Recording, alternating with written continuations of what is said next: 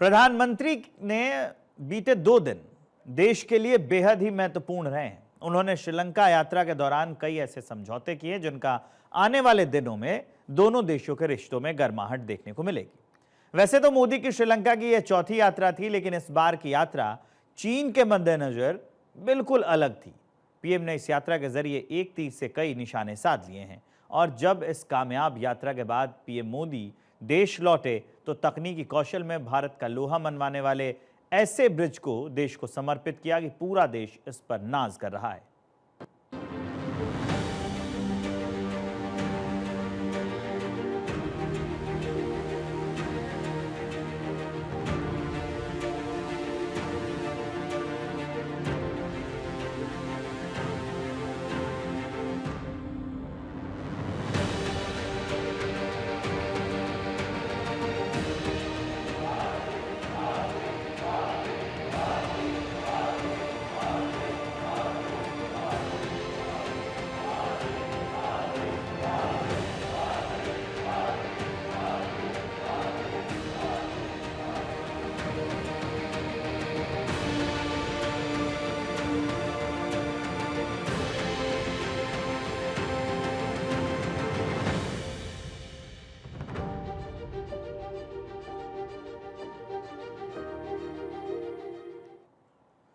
प्रधानमंत्री नरेंद्र मोदी ने पंबन ब्रिज के उद्घाटन के साथ एक बार फिर अपनी विजनरी लीडरशिप का परिचय दिया है। इस आधुनिक इंजीनियरिंग चमत्कार को पूरा करवाकर उन्होंने न सिर्फ रामेश्वरम को बेहतर कनेक्टिविटी दी, बल्कि भारत के बुनियादी ढांचे को नई ऊंचाइयों पर पहुंचा दिया है। पीएम मोदी की कमिटमेंट से यह ब्रिज आत्मनिर्भर भारत का प्रतीक बना है। पीएम की यह कोशिश विकास और सांस्कृतिक गौरव को जोड़ने की उनकी अनूठी क्षमता का मिसाल है।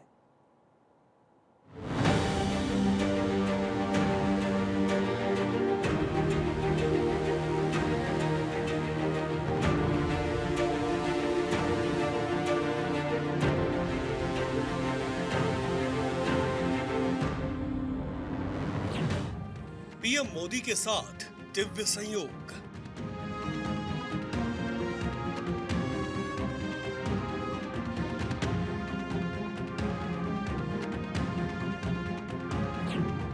रामनवमी पर पीएम मोदी के लिए कभी न भूलने वाला क्षण।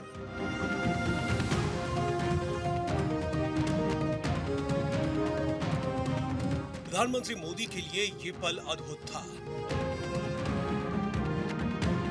ये संयोग अद्भुत था। इंडिया वन में बैठे प्रधानमंत्री के लिए ऐतिहासिक पल कभी न भूलने वाला था। इन दो तस्वीरों से समझिए आखिर प्रधानमंत्री मोदी के लिए अपने जहाज में बिताए एक एक पल क्यों यादगार बन गए। पीएम के मन में इस पल की अमिट छाप पड़ी, जिसे वो कभी भूल नहीं सकते। एक तरफ वो श्रीलंका की धरती से भारत लौटते वक्त भगवान राम के जीवन से जुड़े सबसे महत्वपूर्ण राम सेतु के ऊपर से गुजर रहे थे और ठीक उसी वक्त यानी दोपहर 12:04 का वक्त था जब भगवान राम का अयोध्या में सूर्याभिषेक किया जा रहा था। उनका मुखमंडल सूर्य की आभा से दीप्यमान हो रहा था।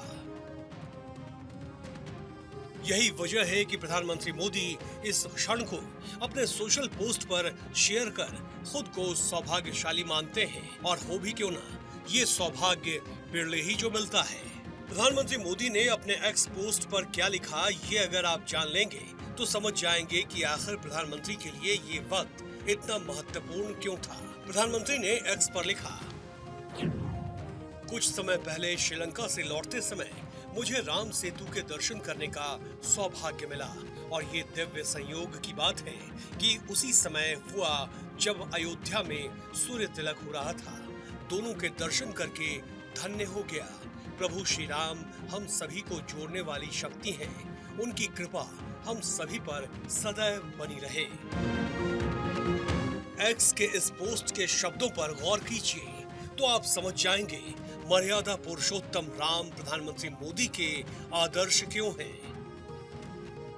जो विषम परिस्थितियों को अपने पक्ष में करे वही राम है। जो हर परिस्थितियों में धैर्य न खोए वही हमारे आदर्श मर्यादा पुरुषोत्तम राम है। हमारे देश के प्रधान ने भी अपने इसी दौरे के दौरान कुछ ऐसे असंभव को संभव बनाया है। एक तरफ संशय में फंसे अपने पड़ोसी को साधना, उसे अपने पक्ष में करना, और दूसरी तरफ भारत की बुलंद तस्वीर जिसे प्रधानमंत्री ने खुद शेयर किया। रामेश्वरम का ये ब्रिज महज एक ब्रिज नहीं है, ये बुलंद भारत की वो तस्वीर है जिस पर हर भारतीय नाज करेगा।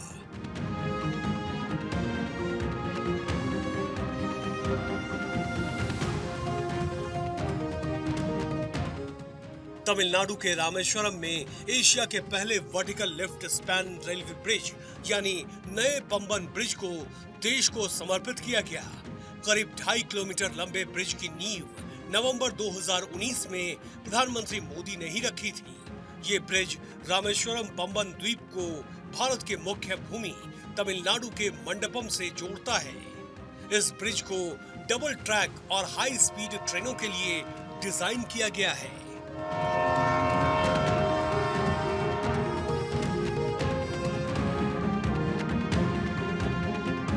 This is the land of Bharat Ratna Dr. Kalam. His life showed us that science and spirituality complement each other. Similarly, the new Pamban Bridge to Rameshwaram brings technology and tradition together.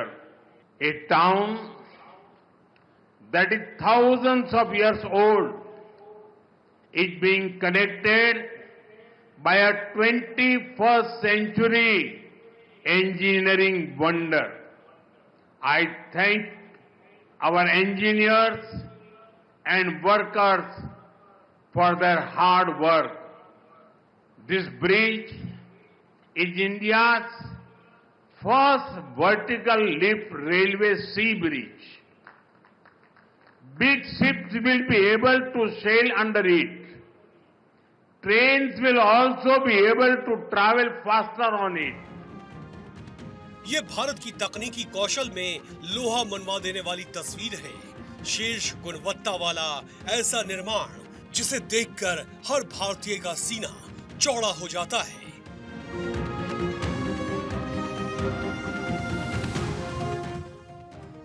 अब जान लीजिए क्यों Pamban bridge को साधारण bridge नहीं कहा जा सकता। इस ब्रिज के निर्माण के दौरान कई चुनौतियों का सामना करना पड़ा, खासकर मौसम के मोर्चे पर।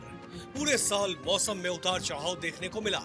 दरअसल जिस जगह पर यह ब्रिज है वहां आप मौसम का अनुमान नहीं लगा सकते।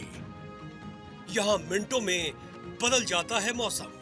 नए पंबन ब्रिज के निर्माण में पर्यावरणीय बाधाओं से लेकर लॉजिस्टिक जटिलताओं जैसी कई चुनौतियों का सामना करना पड़ा। पाक स्ट्रेट के अशांत जल, तेज हवाओं और अनएक्सपेक्टेड मौसम पैटर्न से ब्रिज बनाने में कई मुश्किलें पैदा हुई। चक्रवातों और भूकंपीय गतिविधियों के प्रति इस क्षेत्र की संवेदनशीलता की वजह से पंबन जैसे प्रोजेक्ट को मजबूत डिजाइन की सख्त जरूरत थी।